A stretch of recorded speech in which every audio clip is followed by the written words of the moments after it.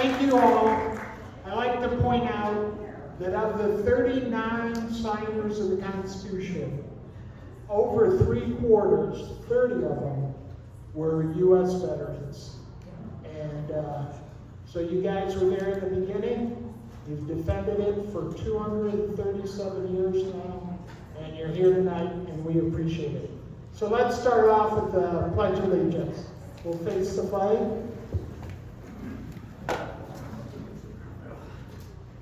I pledge allegiance to the flag of the United States of America and to the republic for which it stands, one nation, under God, indivisible, with liberty and justice for all.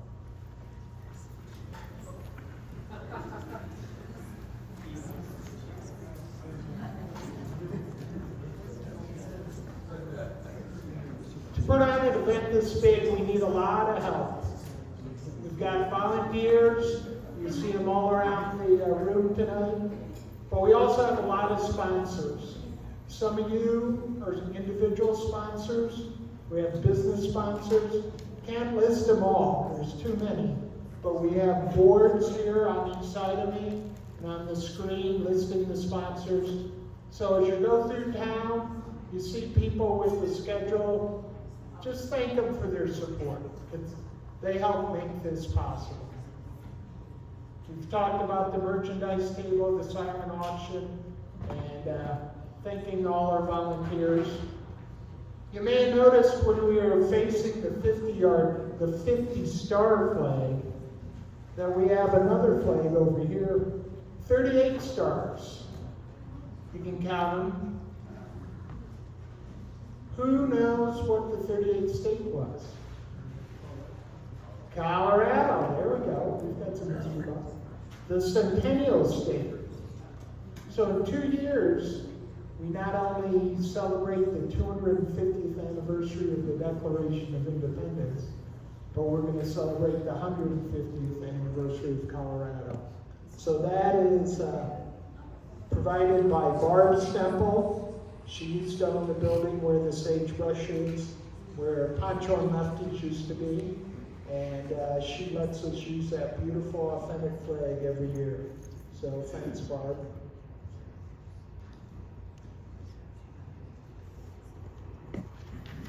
So the 250th anniversary of the U.S. Constitution, a few years off, 13 more years. There's a few years past the Declaration of Independence. We're looking towards that and expanding Constitution Week across the country. So by the 250th, we want it to be celebrated in every state. Glad to report that there's 2 more this year from last year. We have Town Goodfellows event in Lake Havasu, Arizona. And we have a second event in Vail, Arizona. That used to be the big one in Gilbert. That's now in Vail. But we also have one here in Colorado. Windsor Severance has a celebration. We have a new one in Meridian, Idaho, and also in Wimberley, Texas. So a half dozen now. So it is spreading. And if people, how many people are from out of state? When you go back to your home state, thanks for coming. And when you go back to your home state, maybe think about starting one in your hometown. We have a page on our website that explains how to do it. So this year, we're going to have our 3rd annual Veterans Day. Laddie Coburn, right here, raise your hand, Laddie. Laddie was our first veteran 3 years ago, along with his good friend and fellow Naval Academy graduate, C.M. Wood, inaugurated the event. And Laddie's pretty much taken over organizing it. He has 6 veterans on Thursday alone. Our first year, we didn't have 6 speakers all week. Now we have 6 in one day. We have another veteran Friday night. So fully 50% of our speakers, maybe more, are veterans this year. And then Friday, we'll have our second Youth Appreciation Day. Katie and Mark have been working on that. And we have lecture on the Constitution from rebellion to Constitution, talking about our early history, which will tie into our soon-to-be 250th anniversary of the Declaration of Independence. And then finally, Saturday, you might have heard, Dr. Ron Paul. So we're very excited about that. But not nearly as excited as Rob Natelson. Woo-hoo!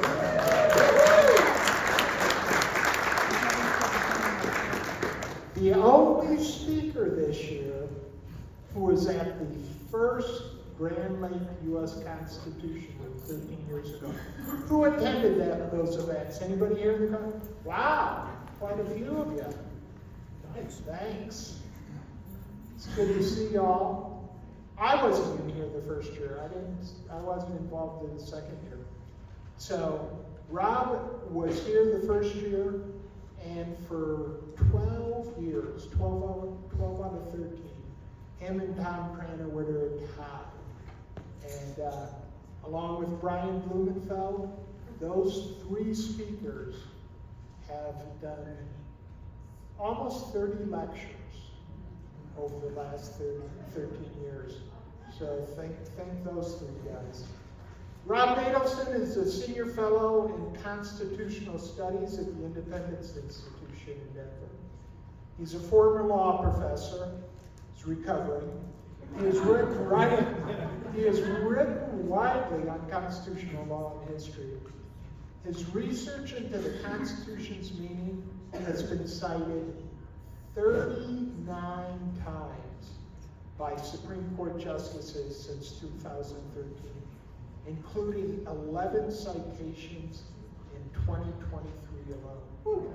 So just to give you an idea, Rob Natelson is among the top 10 living people cited by the U.S. Supreme Court. And so,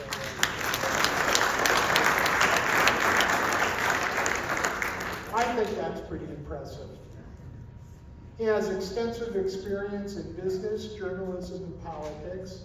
Ran for governor in Montana, you may not know that, and is a frequent guest on talk radio. So let's welcome Rob Natelson for his 12th visit to Grand Lake, U.S.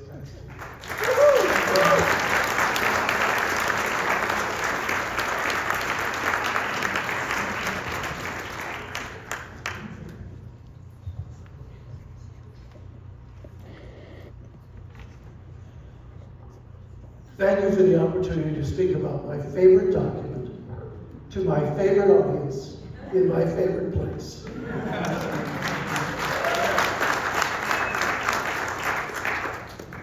We will do something a little different this lecture, and I'll get into what it is in a minute, but I do want to make a few acknowledgments.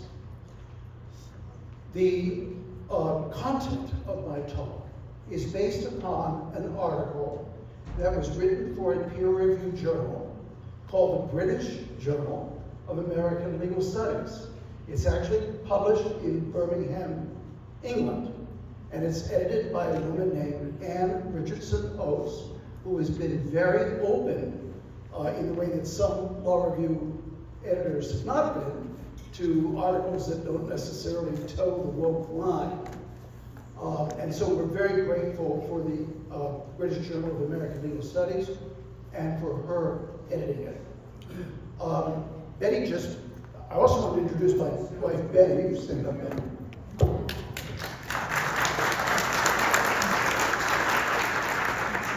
She just went out and got the box, which has copies of this. I don't have a lot of copies, but if you want one, let me know.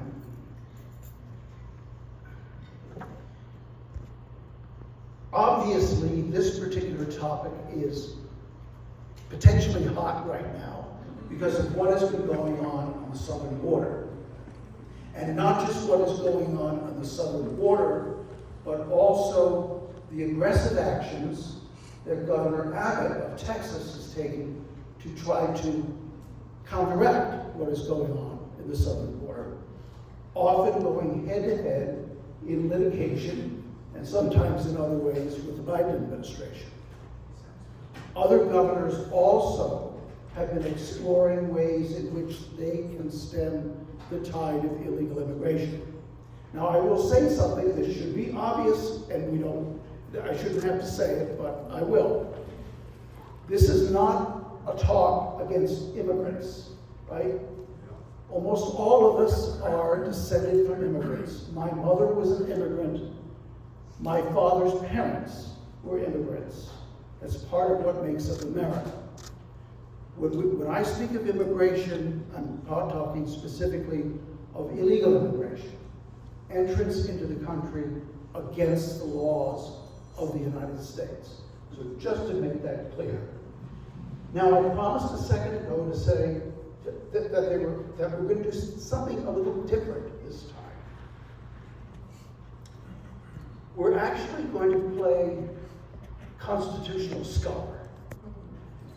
You know, most people, when they take constitutional law courses in law schools or elsewhere, study Supreme Court cases. We're not going to study Supreme Court cases tonight. We're going to go back to the original document. And instead of reading the document through, we're going to look at different clauses of the document and see how they interact with each other. And we'll also consider them against the backdrop of the history in which they were adopted. One of the things that my co-author in this article, his name is Andrew Hyman, he's a Massachusetts scholar. One of the things he and I noticed when we researched this article is among the legal literature, there's been an enormous amount of nonsense written about state war powers and state immigration. And this nonsense is largely promulgated by members of my former profession, law professors, who don't know the history and don't carefully read the text.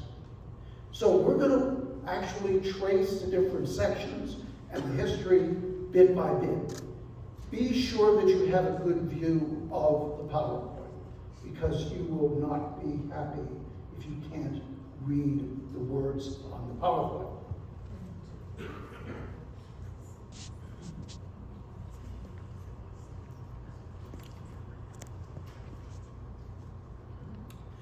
We're going to start with a background concept. That is to say, a concept that was familiar to the founders and they talked about a lot. And that is, of course, the concept of sovereignty. The idea of sovereignty during the founding era was that in every nation, in every state, in every country, there had to be one institution, one person, one assembly, which had the ultimate power in that country or nation or state. The genius of the founders consisted in part of the fact that they took this concept of sovereignty and they did what had never been done before. They divided it. Ultimately, of course, the sovereigns are the people. But the people delegated some sovereign powers to the federal government and some sovereign powers to the states. And we'll see how that works as we go through this particular presentation. There are some aspects of sovereignty. They're sometimes called incidents of sovereignty. There are aspects of sovereignty that every sovereign has. And you see them listed on the board. One is called the police power. Now this doesn't have to do with the cop on the beat. The police power is the power to regulate the society for the health and safety and morals and welfare of the people. Zoning regulations, for example, health regulations. These are components of the sovereign power. And in our system, the police power, for the most part, went with the states, not with the federal government. Included also in sovereign powers is the ability of the country or the state or the nation to constitute its own government. You know, are we going to be a monarchy? Are we going to be a republic? Are we going to maybe be a constitutional monarchy? Is our legislature going to consist of one house, two houses, three houses? Where's our capital going to be? Making those decisions is an incident of sovereignty. That'll come up a little later. The power to coin and regulate money, also generally considered an aspect of sovereignty granted by the Constitution, mostly to the federal government, rather than to the states. And border control. The authority to control the sovereign's border, the border of the country or the state of the nation. And that includes the power to control who comes into the country, immigration, and also includes the power to decide who goes out of the country, immigration. Now, American governments have never really regulated immigration, okay? And so I'm not going to be talking about immigration tonight. I'll only be talking about immigration. But I wanted to mention that because it is the control over immigration is one of the traditional incidents of sovereignty. And in the 18th century, when the founders were alive, many countries actually controlled who could leave.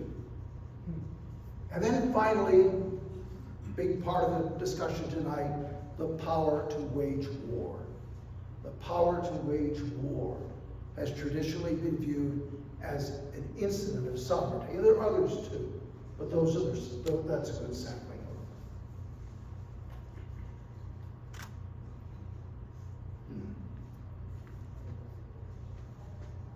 It doesn't want to go. There we go. Okay.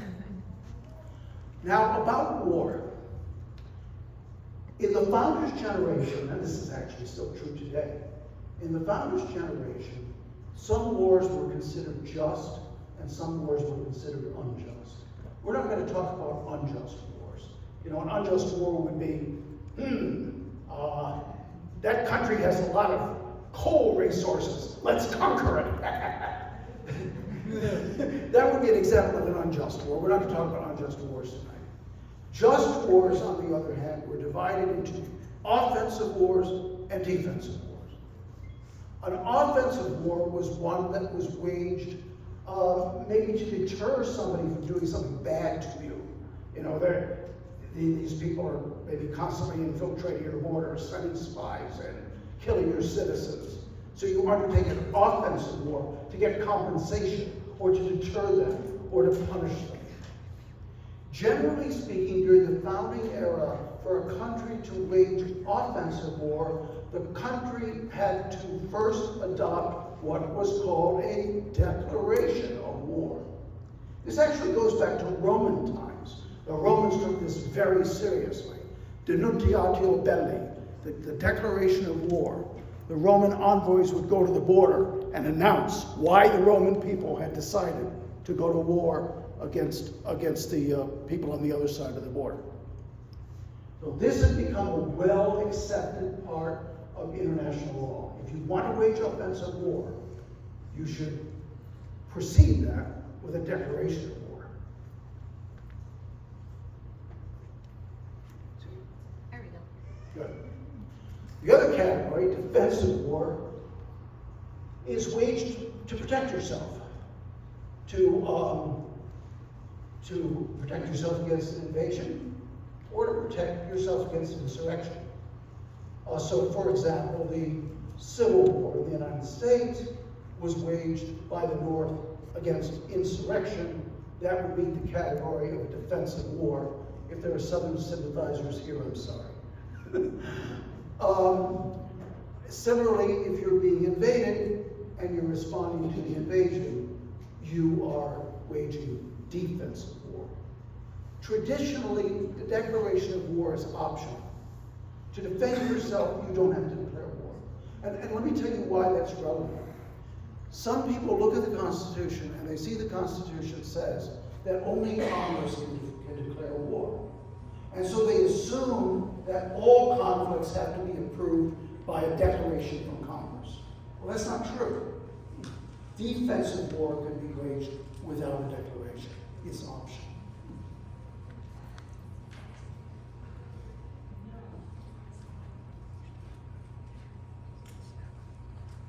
This was working so great. Now there's been another international law aspect, a document called the Declaration of Independence. Declaration of Independence. The Declaration of Independence is this proclamation to the world that the American colonies declare themselves independent and that they are prepared to defend that independence by resort to arms. Now, we think of the Declaration of Independence, most of us, most of the time, as proclaiming the independence of the United States. And in fact, it is true that the Declaration does refer to the United States. But if you look at the words united, you'll see united is in lowercase when the United States is referred to. That the Declaration actually was a statement of the independence of 13 new sovereignties. That these united colonies are free and independent states, that as free and independent states, they have full power to levy war because they're sovereign, right? They have full power to levy war and do all other acts and things which independent states might have right to do. Now, this was a declaration, obviously it wasn't accepted by the international community, it wasn't accepted by Great Britain, until we had fought the revolution. And once we had fought the revolution, Britain signed a peace treaty with us in 1783. And the peace treaty reaffirmed this point. The title of the treaty refers to His Britannic Majesty, George III, His Britannic Majesty in the United States of America. But when you look at the actual section of the treaty that recognizes the independence, it enumerates all 13 states individually and declares them, quote, free, sovereign, and independent states. At one point, the treaty says that Congress will make a recommendation that certain debts be paid. And then it finishes up by saying, Article 7, that there will be a firm and perpetual peace between His Britannic Majesty and the said states. Understand my point here. My point here is that as a matter of international law, in 1783, there was a United States, but there really were 13 independent sovereign states. During this period of time, the individual states maintained complete control over their own borders and over immigration. At one point, the Confederation Congress became concerned because Europe, this has a curious modern ring, but other countries were sending criminals to our shores to get rid of them. Okay? So Congress said, we've got a problem here. Did the Confederation Congress pass a law against it? No, they had no power to do so. The Confederation Congress actually had to recommend to the individual states that they adopt stricter rules against immigration to prevent the transfer of malefactors, that was the word, to our shores. Next step. In 1781, the 13 states entered into an agreement called the Articles of Confederation. Now, if you go online and you enter, in the search bar, Articles of Confederation, I would almost guarantee you will find at least one site which says, the Articles of Confederation were America's first constitution. That is not accurate. The Articles of Confederation were not a constitution as we understand that term. The Articles of Confederation were an alliance. They were an alliance among free and independent states. If you look at the Articles themselves, they talk in terms of a league or alliance of friendship. The best analogy I can think of to understand the Articles of Confederation is not the U.S. Constitution. The best analogy I can think of is the North Atlantic Treaty Organization, NATO. NATO today consists of member countries, all equally sovereign. They have a central authority called the North Atlantic Council, and certain powers are delegated to the North Atlantic Council. That's what the Articles of Confederation were. If you look up in an 18th century dictionary, this is one of the things I do for kicks. Sorry, Daddy. One of the things I do for kicks is I spend time in 18th century dictionaries. If you look up the word confederation, the definition will probably be a league, a treaty, a defensive alliance. So that's an important thing to remember about the Articles of Confederation, and it is important for our purposes because, once again, I'm underscoring this purpose that before the Constitution was adopted, you have 13, actually 14, as I'll explain in a minute, independent states. Now, just as we in America, the United States, delegate certain power to the North Atlantic Council, so also the states delegated certain powers to the Confederation Congress. They delegated to the Confederation Congress the power to wage offensive war and defensive war. But the states also reserved a few offensive war powers, and they reserved very broad defensive war powers. So it was understood under the Articles of Confederation that all of the states were ultimately sovereign, and that as long as they were in this league, every state could defend itself without getting the permission of Congress.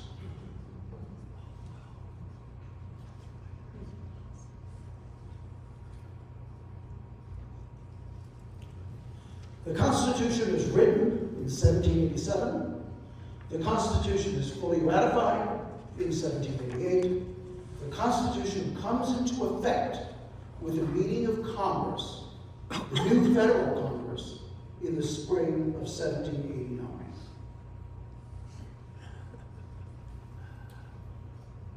However, not all the states joined at this point. North Carolina did not join the Union until 6 months after the new federal government got started. North Carolina, during that period, was an independent state. Rhode Island didn't join until over a year after the new federal government got started. And Vermont didn't join until a year and a half after. In fact, Vermont, anybody here ever live in Vermont?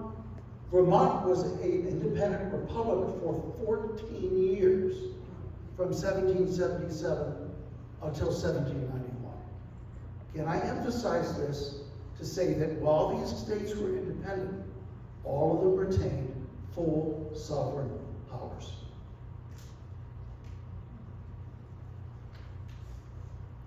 Now, under the Constitution, you can think of the Constitution as a document whereby the people redistribute powers.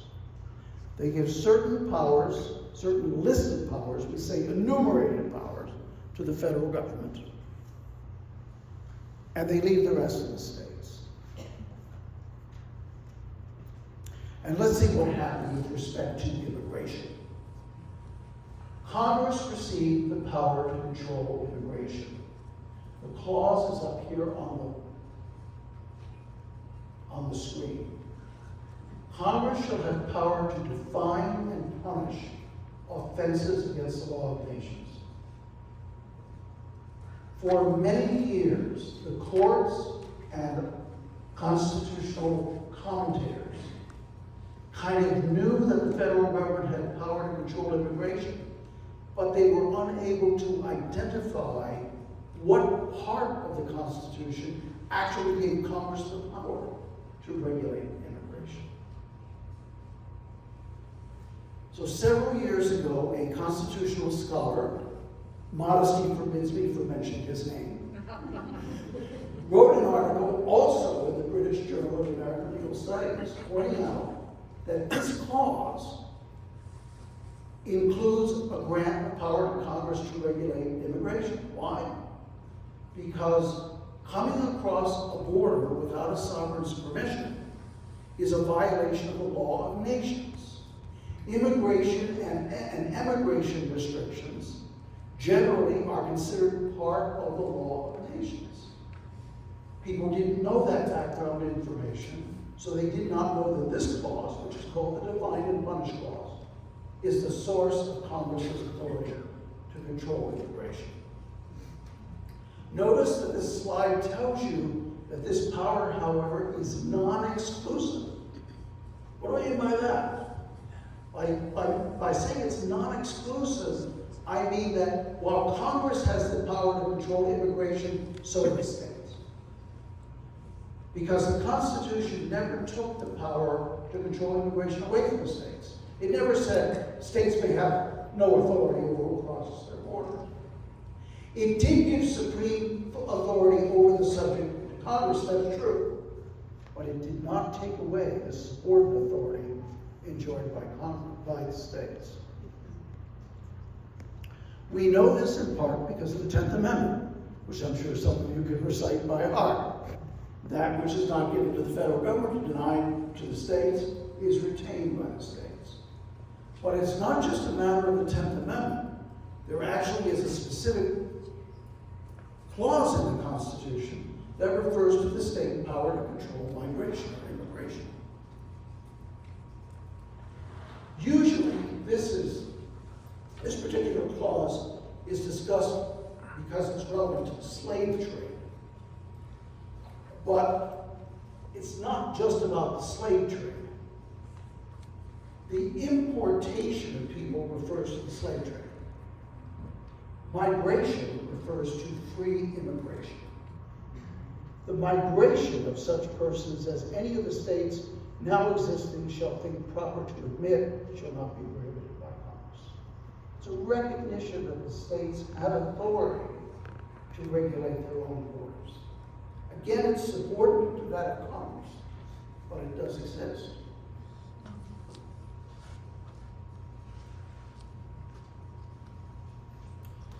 As for the war powers, the people divided through the Constitution, they divided the war power between the states and the federal government a little differently. The federal government received almost the exclusive power to wage offensive war. If we want to go bomb Tokyo, for example, which I'm not for a minute recommending, that's a matter of offensive war, and that's a decision for Congress and the federal government. And the states have nothing to say about that. So you'll notice that there is explicit authority in the Constitution to allow Congress to declare war. Remember, declarations of war, that's offensive.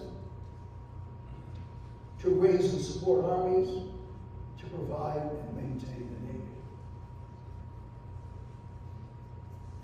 And the Constitution goes on, no state shall, without the consent of Congress, engage in war, with certain exceptions.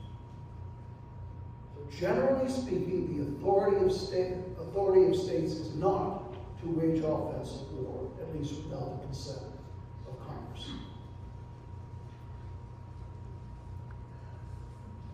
Well, what about defensive war? In the case of defensive war, the states receive concurrent power with Congress. In other words, Congress had power to wage defensive conflict, but so also did the states. Let's look again at that clause we had a second ago. Well, actually, let's start with up here. Congress's authority to wage defensive war.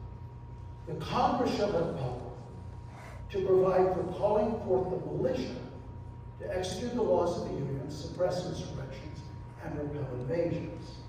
So suppress insurrection, repel invasion, that's defensive war. Congress can call forth the militia for that purpose. Then there's this very important clause here called the guarantee clause. We'll go through it. The United States shall guarantee to every state of this union a republican form of government,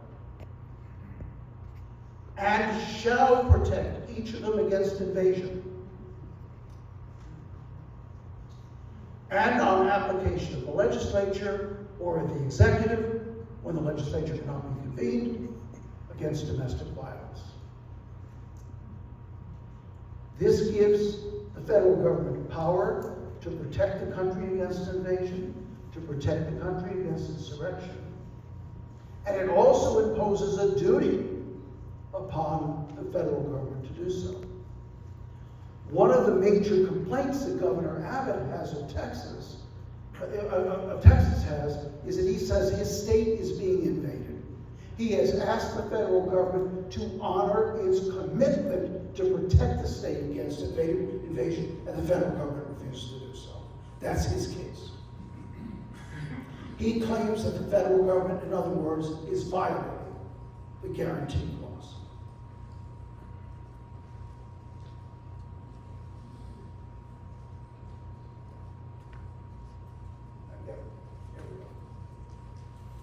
In addition to granting to the federal government power to fight defensive and offensive wars, the Constitution also reserved to the states an almost unlimited right to fight defensive wars.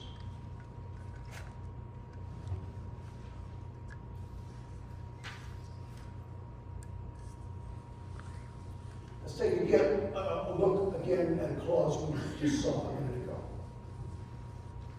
No state shall engage in war unless actually invaded or in such imminent danger as will not admit of delay.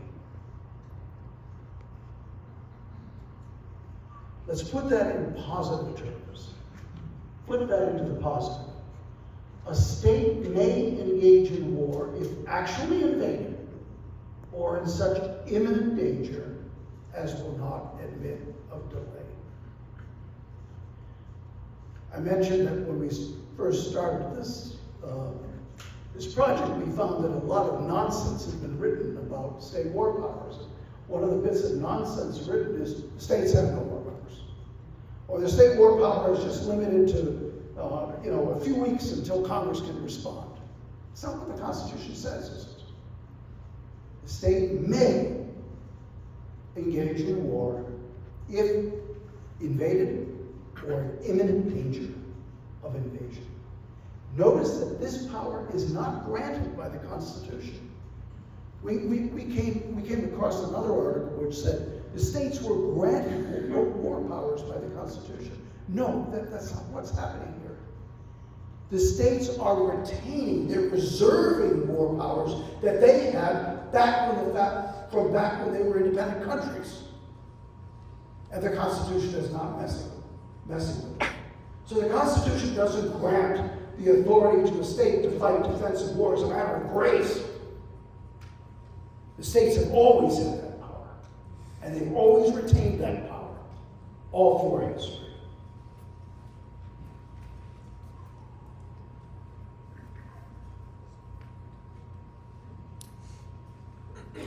Now, one question that comes up might be this.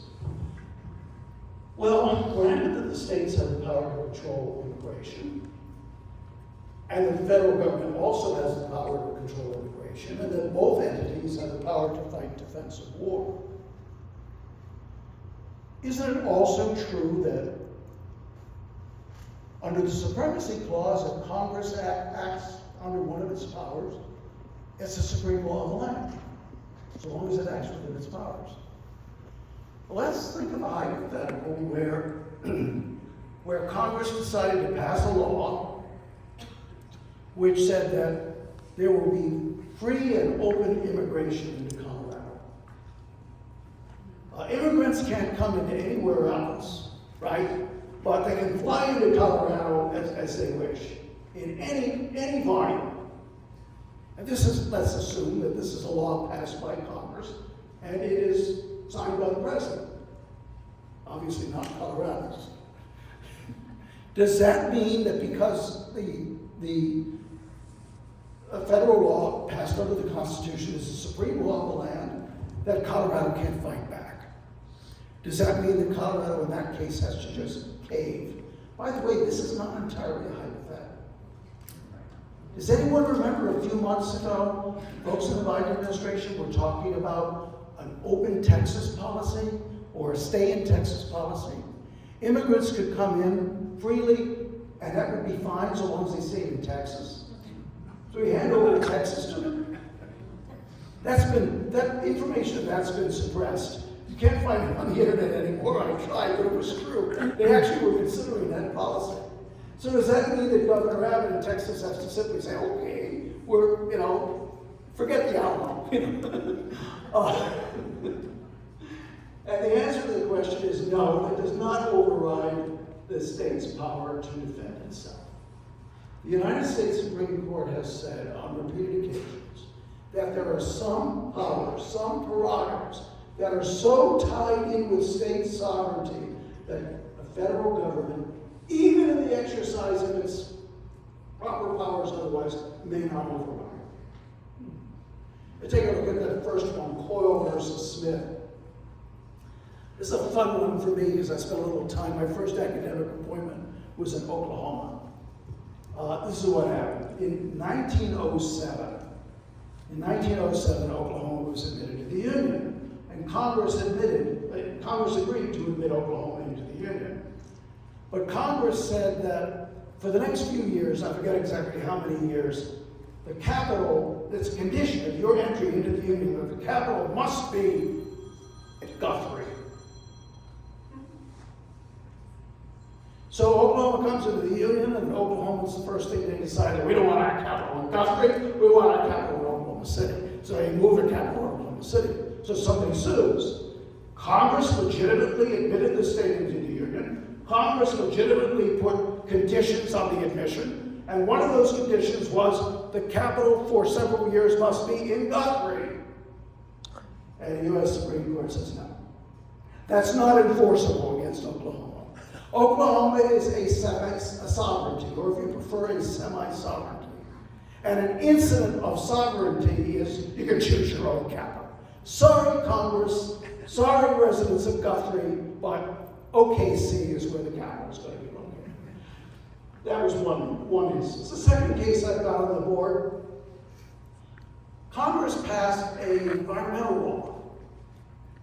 And the Supreme Court said that this environmental law was completely within Congress's power to regulate commerce. By the way, I don't really agree with that, but that's what the Supreme Court said, and what I think about it, the Supreme Court could care less. So the Supreme Court said this law is perfectly legitimate. Part of the law was a provision which said that a state must take title, take ownership of certain hazardous waste. The state of New York said, we don't want to take ownership of it. We don't want ownership of this hazardous waste. And the U.S. Supreme Court, in an opinion by Senator O'Connor, said, even though this may be otherwise a legitimate federal law, you cannot force a state to take title to something, take ownership of something it doesn't want to take. It's inconsistent with sovereignty. Next example, guns.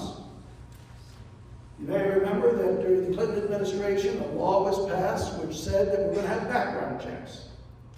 And it ordered county sheriffs, who for our purposes here are state employees, ordered county sheriffs to conduct the background checks. And the U.S. Supreme Court says, no. If you want to bribe the states with money, that's okay. But you just can't order state officials to do something, because part of a state's sovereignty is the right to control its own officials. And so once again, the law, which the court assumed was otherwise okay, was struck down.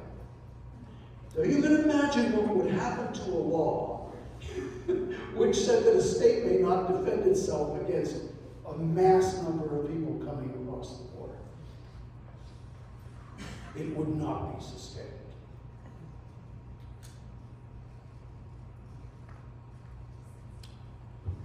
Then, so far, so good. The next part of our research was this. What is an invasion? We say the states can defend themselves against invasion, right?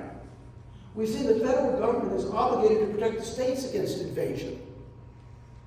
There are other references in the Constitution to invasion, too. What do we mean by invasion?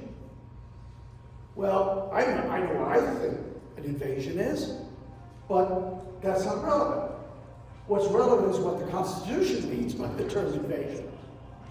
But we use the term invasion very loosely sometimes.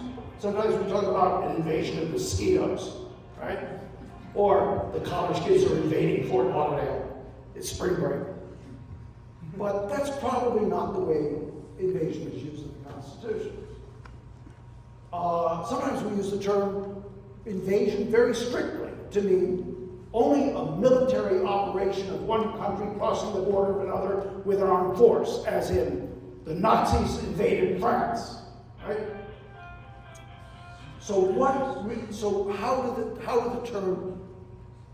What did the term invasion mean in the Constitution? To answer this question, we looked at, here's my kick again, 14 18th century dictionaries to see how they defined the term invasion. We then examined the term invasion in 18th century political discourse. There are actually databases loaded with 18th century documents. They look up, see how the word invasion is used.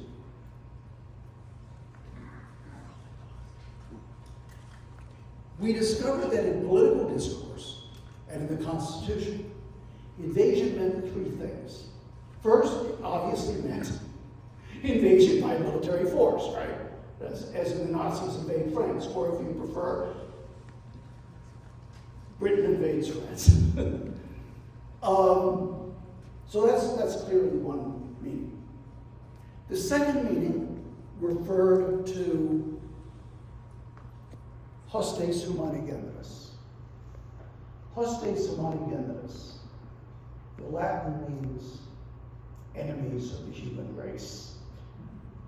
Enemies of the human race refer to international criminal gangs, right? And the premier example at the time of the founding were pirates. Pirates, if they attacked a certain area, were said to have invaded it. Any sovereignty could track down and kill pirates wherever they could be found. But the term wasn't limited to pirates. The term is limited to any kind of international criminal gang. International Islamic terrorists are hostes humani generis, enemies of the human race.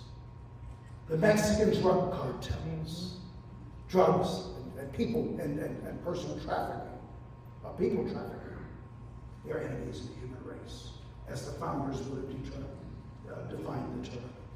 And when they come across your borders, that is under the Constitution an invasion. I didn't say it. The founders said it. The third category is any unauthorized incursion resulting in damage.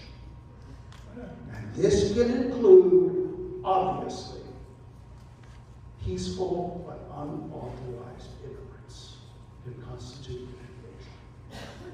Again, we saw a lot of nonsense written about. These are peaceful people. These are not invaders. Well, that's your view. Thank you very much, but that's not what the Constitution says. I'll tell you a story. In the years before the Constitution was adopted, Connecticut, over here, had land claims. They claimed land in Pennsylvania, over here. This area is called the Wyoming Valley. Nothing to do with the state of Wyoming, okay? This is the Wyoming Valley. It's the area around Scranton and Wilkes-Barre. Basically, a place where Joe Biden grew up, I believe. Scranton Joe. That is the Wyoming Valley. And some of the Connecticut land claims were to land in the Wyoming Valley. And the Wyoming Valley was very good, rich farming land. And so you had Connecticut settlers relying upon their own state law coming into Pennsylvania. Again, this is before the Constitution. Pennsylvania is still technically an independent country.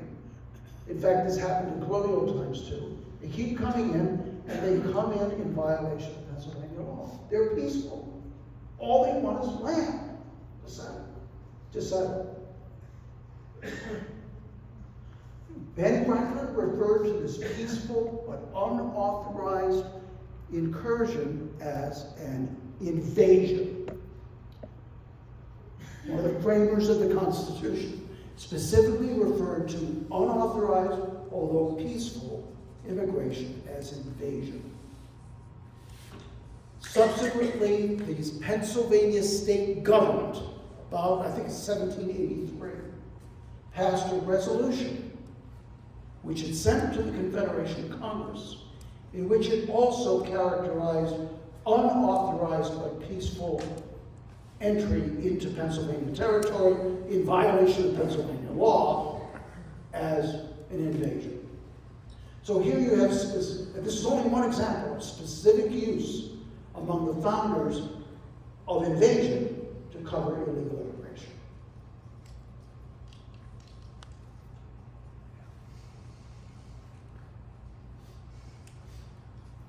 There also are, again, law professors who say that if somebody comes in across the border and that person is from a friendly country, like Mexico, we're not at war with Mexico, we have diplomatic relations with Mexico.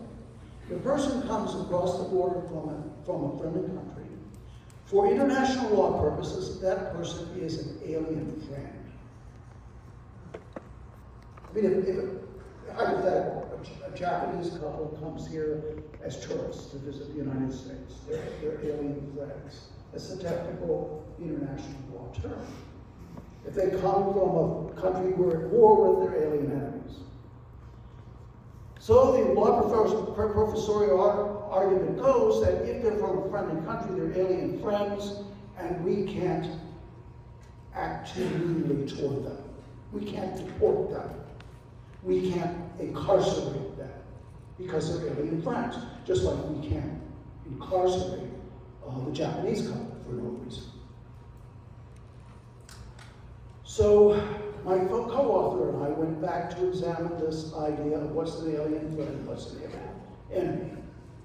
And we actually dug back into English cases dating back to 1608, some of them written largely in Latin.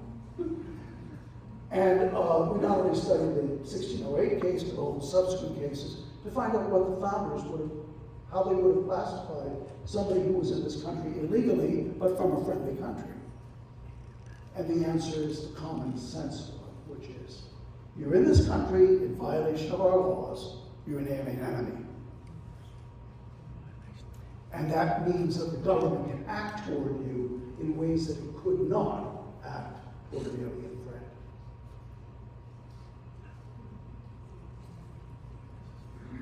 friend. Okay, actually, let me go back here a second.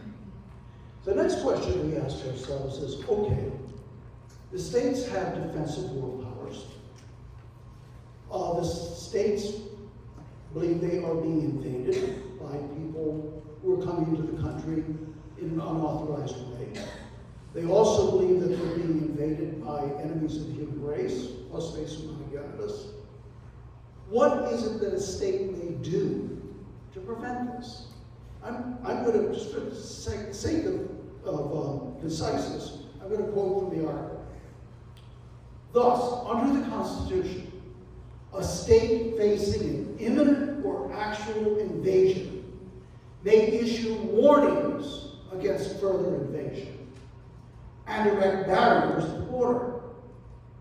It may conscript and otherwise raise troops and ships beyond its militia and National Guard establishments.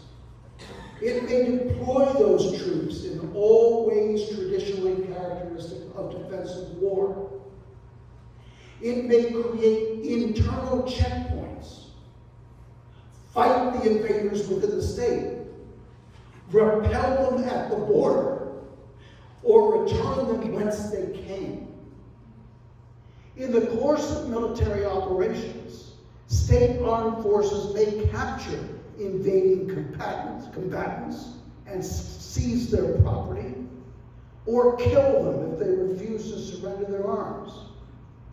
The state may launch, get this, preemptive attacks, and under some circumstances make forays into a neighboring country, including one claiming to be neutral, if that country is guilty of harboring the enemy. As in cases of insurrection, the state may, consistently with its constitution, suspend the writ of habeas corpus, that is to say, lock them up without trial, and of course may ask Congress to do so as well. Typically, invaders are not in allegiance to the state. It's a legal requirement. Not in allegiance to the state before the invasion. Rather, they are enemy aliens or persons the state may lawfully treat as such. This renders them subject to rules different from those applied to insurrectionists. Generally speaking, the state must treat captured combatants as honorable prisoners of war unless found guilty of war crimes or qualifying as enemies of the human race. So a state like Texas, defending itself, has a wide spectrum of tools it can use. Now, I'm not saying that Texas should invade Mexico, right? I'm not saying that. But I am saying that under certain circumstances, it would be constitutional for Texas to invade Mexico. For example, maybe to clean out the cartels. And that would not be unprecedented, because if you know anything about Texas history, from time to time, Texas has had to deal with border gangs, bandits. They're coming to Texas, raid cattle, kill people, whatever. And so the state of Texas has had to enter Mexico to do it. There was one incident, I believe, during the Grant administration, where Secretary of State Hamilton Fish wrote a letter to the governor of Texas, in which he said, we really don't want you invading Mexico or conducting operations inside Mexico. And the governor of Texas wrote back and he said, well, we've got the military force to stop us if you want to, but otherwise we're going to do it. They're taking our cattle, they're taking our people, they're killing our people, we're going to invade Mexico. And guess what? The federal government backed down. So it would not be unprecedented. We didn't make policy prescriptions in our paper. We didn't say, this is a good idea. We're simply saying what's constitutional. As you can imagine, there are also limits on what you can do in fighting defensive war. You cannot kill civilians unnecessarily. No massacres, for example. You can't, if you capture people and hold them, you can't put them in unsafe conditions. If you move them to another place, you cannot do it in an unsafe way. And you cannot block navigable streams. That comes up shortly.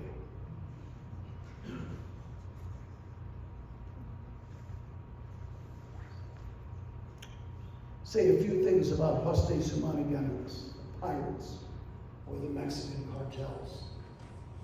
If a state captures some of these people in the course of its war operations, it has a choice. It can treat them as POWs, lock them up as POWs, or it can treat them as criminals and try them. That's always been an option in dealing with enemies of the human race. Let's finish up by making a remark about one particular case. The courts have been fairly slow to understand this area of the Constitution. It's really amazing. The Constitution's been in existence for 237 years, but parts of it are still not fully understood by the courts or by people who write about the Constitution. And this is one. For example, there are 3 United States Court of Appeals opinions which say that the only kind of invasion a state can protect itself against is an invasion from a foreign army. Well, we've seen that's completely wrong. There are other kinds of invasions besides from a foreign army that the states can protect themselves against. Fortunately, The courts are beginning to understand this area better. And a good example of that is a case which came out in July, United States versus Abbott. Texas had decided to block one of the most common crossing points in the Rio Grande River with buoys. A long, long chain, I think it was something like 1,300 feet long, maybe longer, of buoys where people were wading across the river.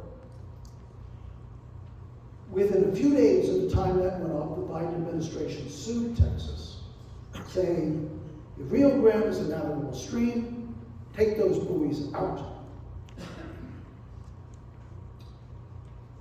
The United States Court of Appeals for the Fifth Circuit sided with Texas against all expectations. It found that the Rio Grande at that point was not, in fact, a navigable stream, had never been a navigable stream, that there was no cause for the federal government to use its power over navigable waters to prevent Texas from putting up the barriers. So it's a big victory for Texas, but one of the most interesting aspects was a concurring opinion by Judge James C. Ho. It's H-O, Ho. And this is what he has to say. And tell me if it sounds familiar. A sovereign isn't a sovereign if it can't defend itself against invasion. Presidents throughout history have vigorously defended their right to protect the nation. And the states did not forfeit this sovereign prerogative when they joined the Union. Article 1, Section 10 is explicit that states have the right to, quote, engage in war if, quote, actually invaded without the consent of Congress. I see no principled basis for deferring to a president's determination of an invasion, but not to a state's. It's well established that military force may be used against hostile foreign individuals as well as foreign sovereigns. And he cites the terrorism examples, the war on terror. The United States, meaning the Biden administration, the United States acknowledges, as it must, that there are some narrow circumstances in which states may engage in war without the consent of Congress. But the United States insists that any right that a state may have to defend itself is a time-limited emergency, temporary emergency, and that the right ceases once the federal government has had an opportunity to respond. This contention conflicts with the plain text of Article 1, Section 10, the Self-Defense Clause. The text makes it clear that no consent of Congress is necessary for a state to engage in war, so long as the state is, quote, actually invaded or in imminent danger, such imminent danger as will not admit of delay, end quote. The phrase as will not admit of delay modifies imminent danger, not actually invaded. Nothing in the text prevents a state from defending itself if it is actually invaded, whether or not the United States is also able and willing to protect the state. Eloquent and accurate words from Judge James C. Ho. I'd be happy to take any questions you might have.